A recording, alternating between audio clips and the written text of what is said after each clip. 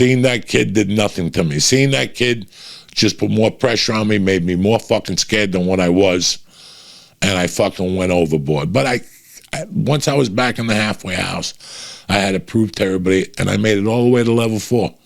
They had me driving. I was like an example fucking inmate, invict, and I fucking got out of it. But here's how fucking weird life is. So I get out on a Friday, February 2nd. We went to Lucille's in Boulder. I got the fucking bayonets. I got the red snapper with 3 fucking sunny side up eggs. And it was a beautiful day. It was like cloudy out. The sun was trying to push through. I remember I went back to our apartment. We lived behind Abo's Pizza and Ledizio on 30th Street. I had been living in such a stressful situation. I didn't know. You never fucking know till you get out of a stressful situation. That I was in a stressful situation. So when I got to the house that day, we got home about 2, maybe 3 o'clock. We laid down. I fucking passed out. I mean, I passed out all the way to Saturday morning at like 6 a.m. when she woke me up to tell me her water fucking broke. She's like, my water broke. I'm like, what the fuck are you talking about? I knew nothing about waters.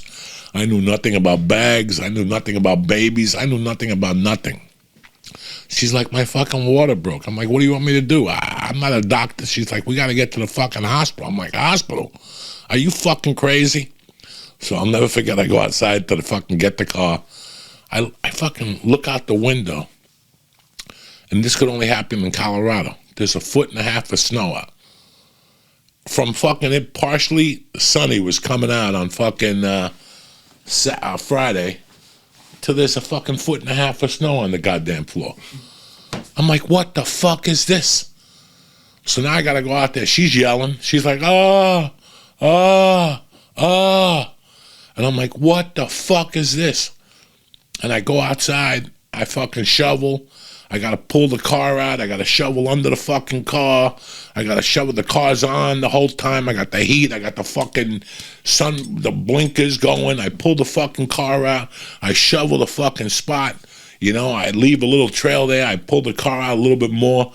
I fucking shovel out the fucking spot. And you're not gonna believe what happens. While I'm getting back in my car, I see a guy turn onto the block, and he's coming towards me. Now, I knew the guy. He lived on top of me. I didn't talk to him. We didn't drink. We didn't hang out together. He wasn't my friend. I just knew he lived upstairs. I see him coming towards me. I go, that's interesting.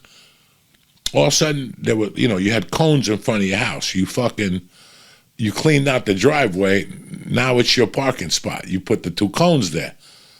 So I was going to get in the car to straighten out the car and then put the 2 cones there, open the door, tell my wife the car was ready. I put a little path in the snow so she could walk. It was all planned out. You know me, I don't fuck around. What do you think scumbag does coming at me? He comes at me and he turns into my parking spot and just pulls in. I'm like, what the fuck just happened? I get out of the car. I knock on his car. He gets out of the car. I go, hey, dog, I don't mean to be a fucking pain in the ass or rude, but I was just out here 30 minutes shoveling when my wife is inside yelling. You could hear her fucking yelling. Her water broke. I have to take her to the fucking hospital. And I just fucking cleaned this spot out, and you're just going to fucking stroll in here and park in the thing? I swear to God, guys, I just got out of the halfway house. I'm trying to get my life together. This motherfucker looks me straight in the face, turns around, looks at my car, and spits at my fucking car. And he goes, too bad. I'm like, this did not just fucking happen. My life is a fucking game show. This did not just fucking happen that this guy spit in my fucking car. I just got out of the halfway house. My wife is pregnant. She's inside fucking yelling. You're not going to believe this fucking story. I'm like, are you fucking serious? He's like, it's too fucking bad. I'm taking the spot. Shovel another one. You're not going to leave anyway. You're going to be in the hospital. You know what? That's true. That's one frame of thought.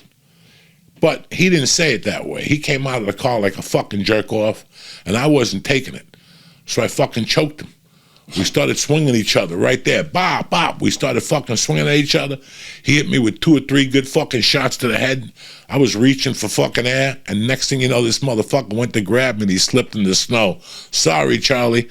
I got right on top of him and I started banging his fucking head off the fucking snow, right? I'm banging his head off the fucking snow. I'm punching him. I'm trying to bite him in the fucking hand because he's trying to fucking, I'm trying to nibble on his fucking glove and shit. And the next thing you know, he's pushing my face. I'm punching him. And you're not going to believe this. 2 cop cars with their fucking lights on are coming at me. And I'm like, this ain't fucking happening. This is not fucking happening. I'm going to go right back to fucking jail.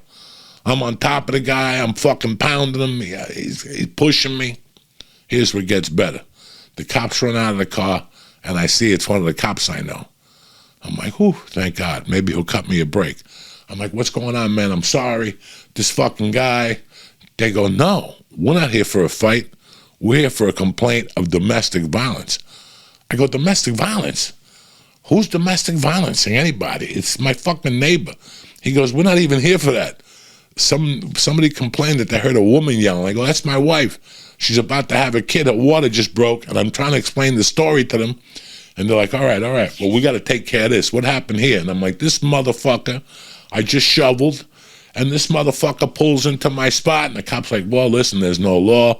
I'm like, it's not that. The way the motherfucker came out of the car, he came out with a bad attitude. It's not what you say, it's how you say it. Fuck him. We're going back and forth. The cop's like, enough already. Enough. He goes, listen, get your wife in the car.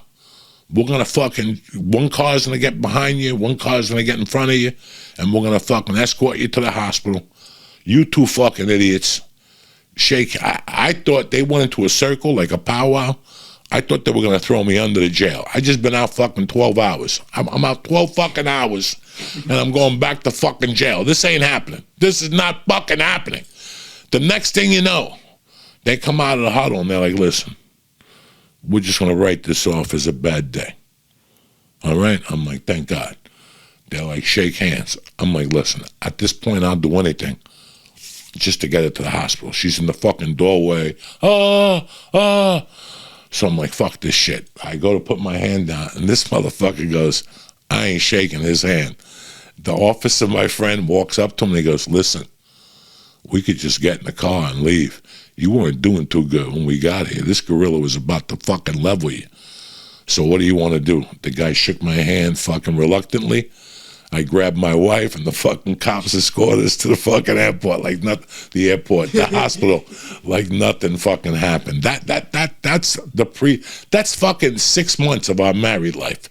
I just broke down to you. The first 6 months were fucking horrible. Then the kid came along. I loved that child with all my heart. But listen, man, a kid wasn't going to change the animal I was at the time. That just wasn't going to happen. And I'll tell you, I had a little bit of fucking depression. You couldn't tell. Like, I know looking back now that I had a little bit of depression at that time. Just a little tad, you know. But at the same fucking time, when I had the baby, as sad as this is going to sound, my daughter Jacqueline, that even put me farther out there.